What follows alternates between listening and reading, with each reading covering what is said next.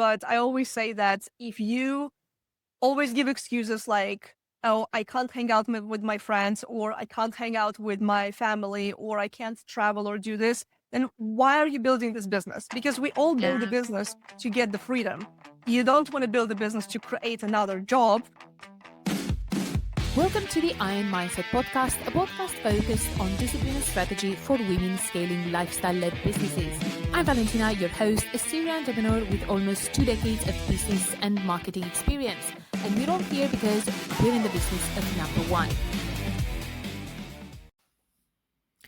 Today's guest is Jelena Ostrovska, a content strategist and personal branding expert who's been in business since she was 18 years old. Jelena started in network marketing as a high school student, making absolutely nothing for the first year and a half before discovering digital marketing and building what became a 12-year journey in online business. In today's episode, we talk about relentless consistency, why the small actions you take every single day compound over time, even when you can't see the results yet, why long form wins, the difference between capturing attention and actually showing what's in your brain, and why 7-second reels can't do what YouTube and podcasts can. And brand before strategy, what happens when you build marketing without the foundation, and why your name needs to outcast whatever company or product you're currently promoting. So grab your coffee, get comfortable, and let's dive in. Hi, Anna. Thank you for being a guest on this podcast. Please tell us a bit about yourself. Hey, Valentina, thank you so much for inviting me. It's my absolute pleasure. My name is Jelena. I'm based in a tiny Eastern European country, and I originally started my business when I was just in high school. I was 18 years old. My parents introduced me to network marketing, the MLM, selling weight loss shakes, selling travel packages and stuff like that. So that was my initial exposure to business. And when I joined, I had no idea what was going on. I had no idea about what marketing is. I had no idea about lead generation. I had literally zero clue about marketing. I was, just a high school student, right? And that was at this point 12 years ago, I believe, if I do my math correctly, or 13 years ago. And the first 1 or 2 years, I made $0, absolutely nothing, had no idea well, actually, that's a lie. I did make like $80, I think, in my second year, like the first month in a different company. But long story short, joined network marketing, wanted to build something for myself, never saw myself working a job because I've never seen my parents work a job as I was growing up. They've always had their own business. They've had, like my grandpa used to do sales up until he was like 77, I think, or 80, something crazy like that. So I never understood the idea of having a job when I was even growing up, when I was in high school, and I was like, a straight A student and could get probably any kind of scholarship, get into any school, but I didn't know what I wanted to study. So my parents basically said, why don't you figure out this network marketing thing, figure out how to build it, find education online, there should be something. And, back in the day, yes, we've had YouTube, we've had different platforms, but there wasn't as much education as there is today. But I did find a marketing platform back then. It was 2014, literally as I graduated high school, took the summer off, kind of did absolutely nothing because I was so exhausted from all the studies that I had. And in September, I joined a subscription based platform where I basically had the entire world of marketing open up to me. I realized that you could actually market yourself online, you could build a brand. I understood the concept of building your personal brand, posting content. Again, I didn't do any of that stuff until the month of September 2014. So for about a year, like a year and a half, I don't even know what I was doing. I was prospecting my classmates. I was prospecting my teachers, even my best friends. I told them all about the business. They all said I was crazy. And then, of course, I ran out of people to talk to, like majority people doing network marketing, and I had to figure out how to build it online. So that system basically opened up my eyes to what's out there, and that I was literally just looking at like narrow vision when I was first just prospecting people and doing like crazy things like that. And that opened up, I guess, the floodgates into what I do today. Actually, it's very interesting that the guest I had on Friday, Andrea, she also saw her parent doing the business and Yeah, it's interesting how from one gets to another. I have Well, we're same best friends for a practice. reason. Really? Oh, We were in the same system. That's where we met. okay, okay, okay. So yes, there's no coincidence here. So can you tell us a bit at present what you do and who you work with? Yeah, with all of my experience from the previous years of network marketing, affiliate marketing, getting certified as a business coach in back in 2016. Then I got to speak on stages. So with all of that experience, I've basically packaged it into consulting packages, coaching packages. I work with predominantly personal brands, coaches, and service providers, sometimes with network marketers who are building their personal brands or want to build their personal brand on top of whatever else they're promoting. And I show people the no BS content marketing strategies on how to build your brand online with content marketing, how to show up, how to differentiate yourself from everybody else. And especially in this day and age with the AI taking over completely, it's so important to show up authentically you with your own voice without relying on whatever Chat Daddy says or Claude says or Gemini says. That's essentially where I come in and support my clients with developing content strategies. I love this. And yes, it's true. I think I talked to some of the other guests about AI and the fact that right now you can get any answers using AI. So at the moment, people need to see experts showing up. And how do you market yourself as an expert? Not as just someone who knows a bit and uses any AI engine to develop courses or programs and so on. Now that we've learned a bit about you, I'm going to go into the questions that I normally ask in these episodes. And the first one, especially that you've been in business for a very long time and you've built your business and you reached a certain level, you must have had certain discipline. What do you understand by discipline in business and how do you apply it to your business life in our case? Yeah, so I've always been a big believer in consistency, and consistency does take discipline. And you have to be showing up every single day for yourself, for your audience, for your clients. Now, it doesn't mean that you have to post 3 times a day or show up on 20 different platforms or anything like this. Now, for me, I've had to build discipline basically like step by step. So, one of the first things that I've done in my business when I was just in the first stages of building my brand, at the point where I started my website, because back then in 2014, 2015, when I was first starting out, everybody said, "Oh, you need to have social media." So I started social media. Then people said, "Oh, you need to have your own website." So I started the website. Then they said, "You need to be on video." So I was like, "Ah, like I hate doing that." I had such a bad accent back then. So I still started on video and kind of push through that. But then the problem that I've had was I was doing a lot of different things, but none of them were really consistent. And that's when I understood, okay, so I need to show up every single day. I need to create a daily plan of action. Essentially, we used to call it DMO, daily method of operation.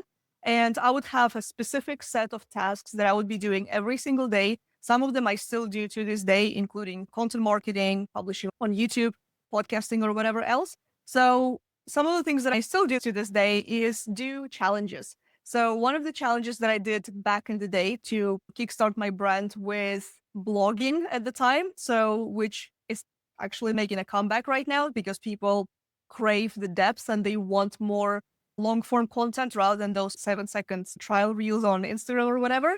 So back then I started the challenge and I did 2 challenges back to back. So I did 90-day blogging challenges.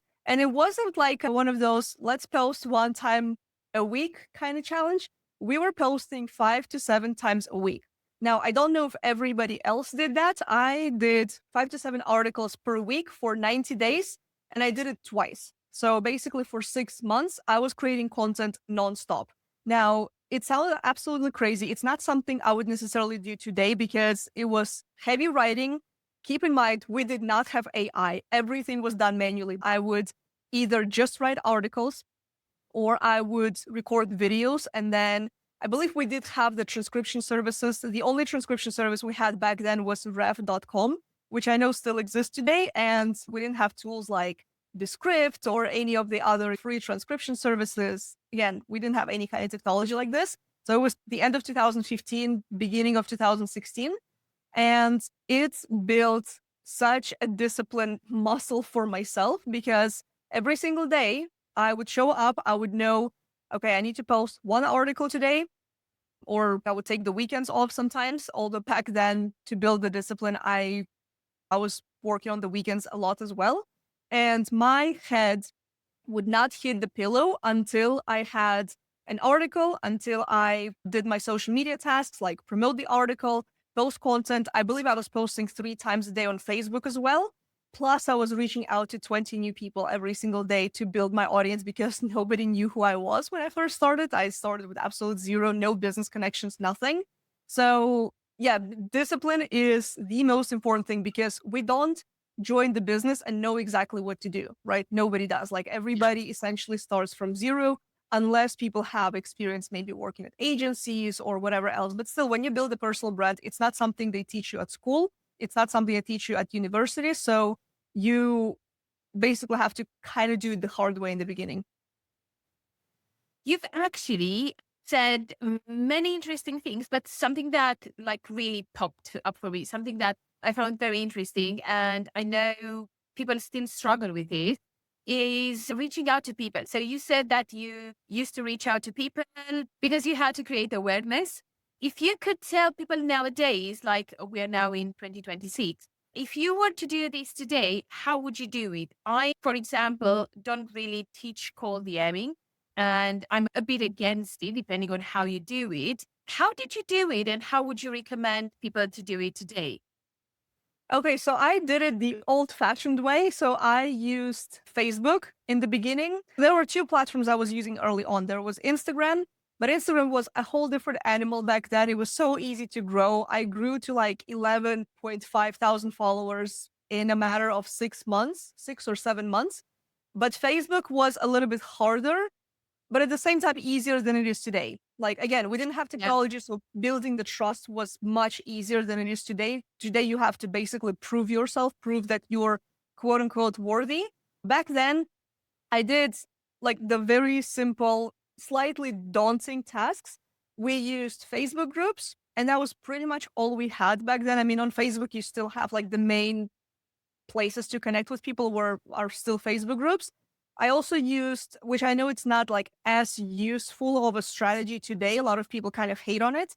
Is using expert profiles. For me, I was building a network marketing business, right? And then I was also Yes. promoting affiliate products that supported that business. So basically, I had like the 2 different avenues, but essentially they were like supporting each other. So I would either promote my network marketing products, and I would connect with people who were interested in personal development. They were interested in, self-help books. They were interested in health and wellness and stuff like that.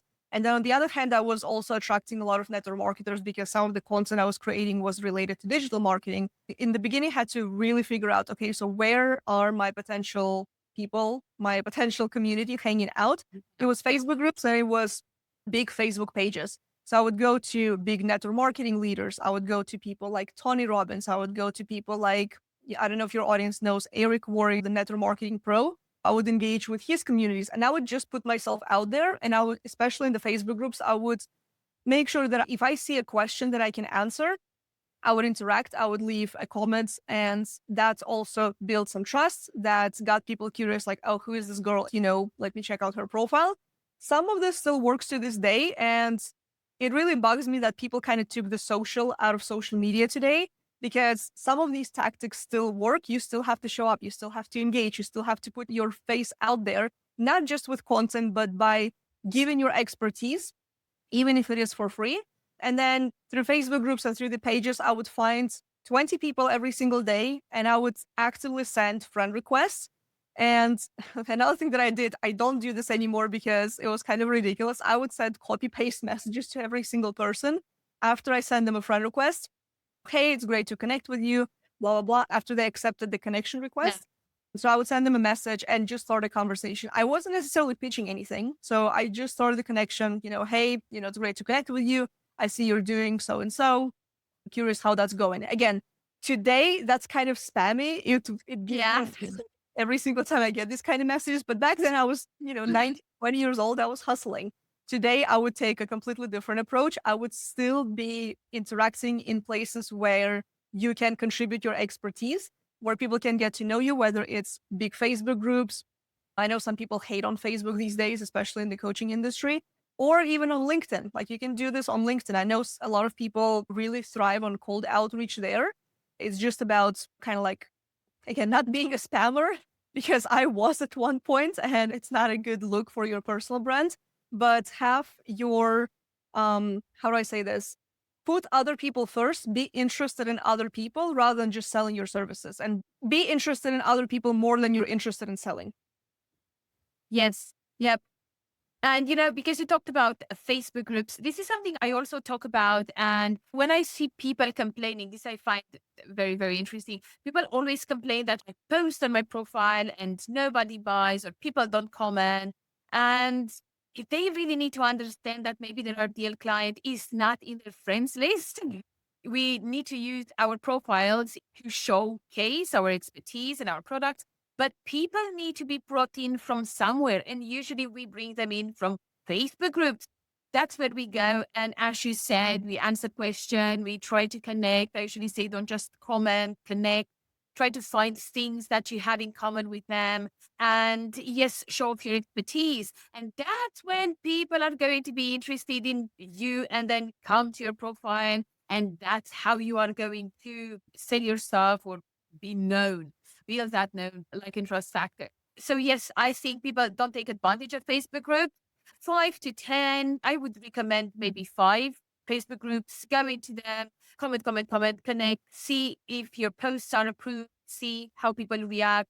If you find some that are good, okay, keep them. If not, move. But you need to socialize and you need to connect and you need to put yourself out there, because people are not just going to poof, magically come across your profile and start buying. Have you used, because you talked a lot about the Facebook and Instagram and groups and so on, have you used Facebook ads until now?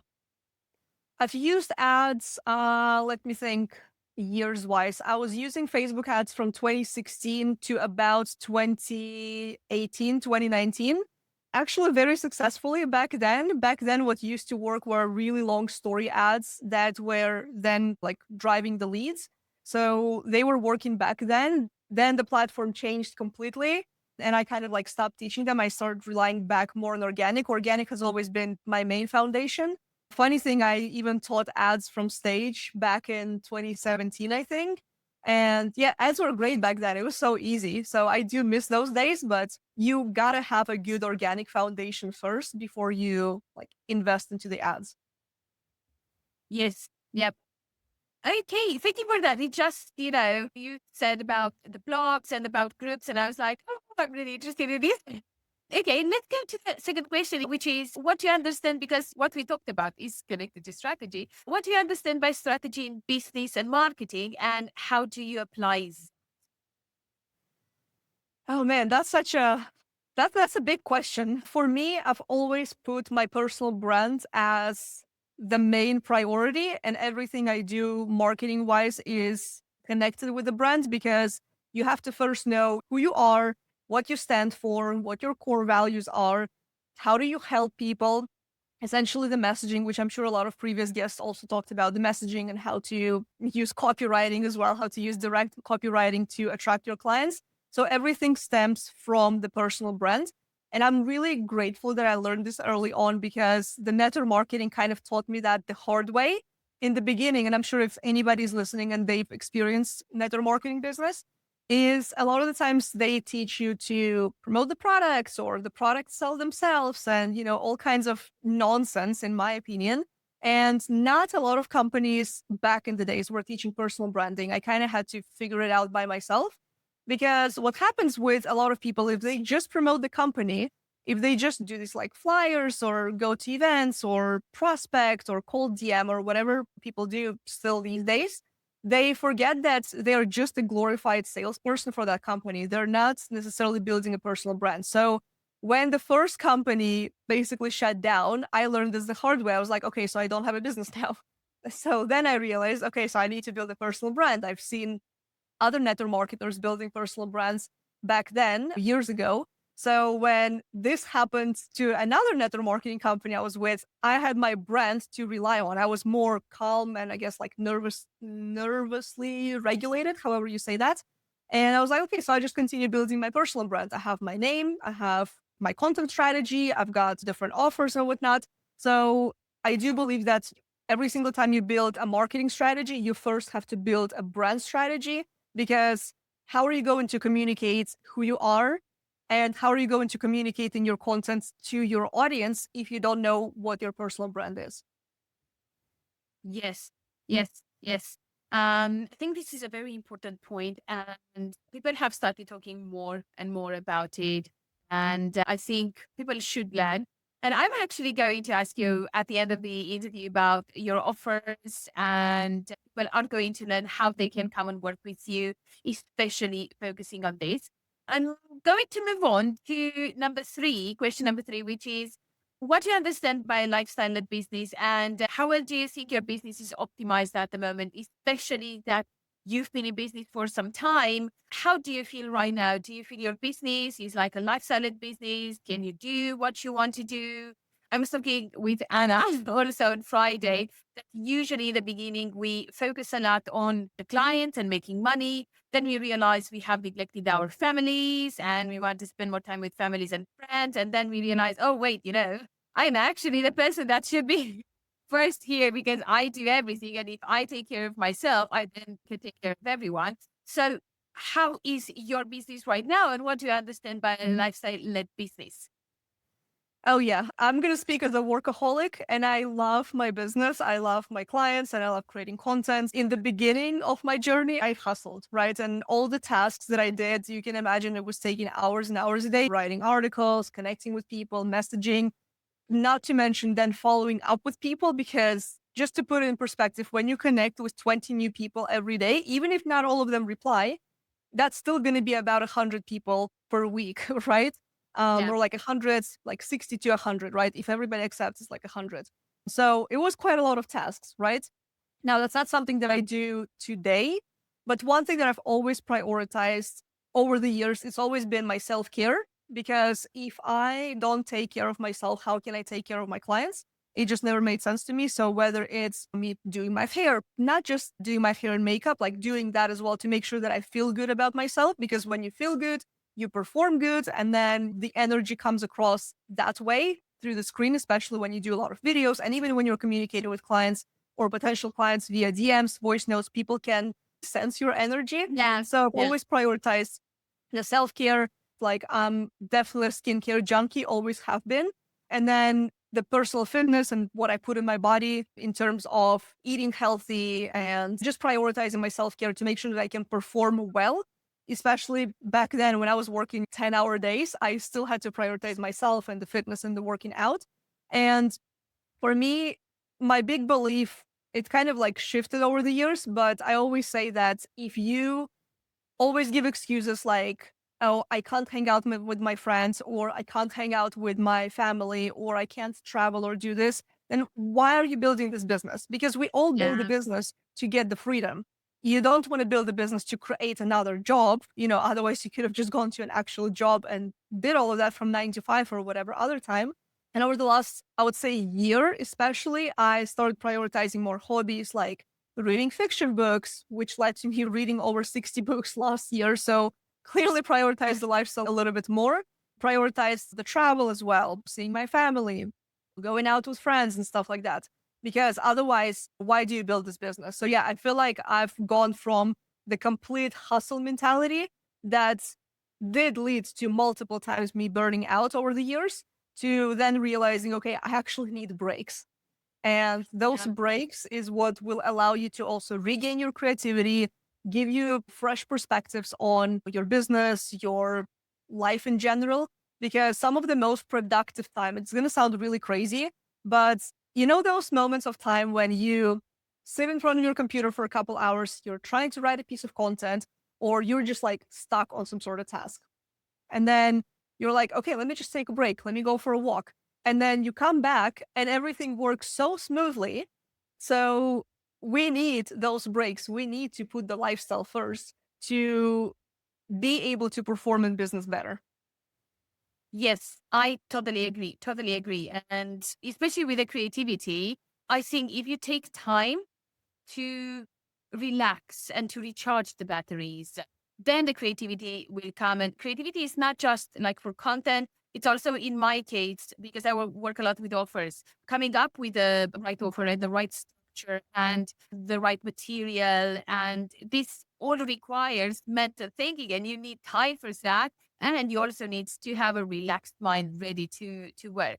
So, because you've been in business and different types of businesses for a very long time, I'd like to ask you, what are 1 to 3 lessons you've learned from being a business owner? Oh wow. I feel like there are so many lessons. I do one of these posts every year on my birthday with however old I turn, I do like as many lessons. So I feel like the number one, it's gonna sound really regurgitated, is being consistent. Like if there's one thing that I've learned, there was actually a really great book that I learned that really instilled that belief of doing the small things that are going to compound over time. The book is The Slight Edge by, I think, Jeff Walker or Jeff Olson. The Slight Edge, really great book. It really put a lot of things into perspective because when you look at the grand like picture of your business or your life in general, you don't always see how small action steps contribute over time. It's kind of like with your fitness. And for me, it's been kind of funny this way. I've never been overweight, but I've always wanted to stay fit. So for me, I sometimes work out and I'm like, I don't know why I'm working out. So like I work out 3 to 4 times a week. And then I'm like, oh, I don't really see a major difference, right? But when you actually, if you take a picture in the beginning and then you keep taking pictures, you're going to see a major difference. So you don't always see the difference after like a week or 2 weeks, sometimes not even after 2 months. But then I remember last year, I lost a little bit of weight and gained a little bit of muscle. And then I looked at the pictures. I'm like, oh, wow. Yeah, actually, the working out did make a difference. So in the business, the same thing, the consistency and the small action steps every single day when they're in the right direction, when they are moving the needle in your business, they're always going to contribute to the bigger goal. So I would say consistency is number one.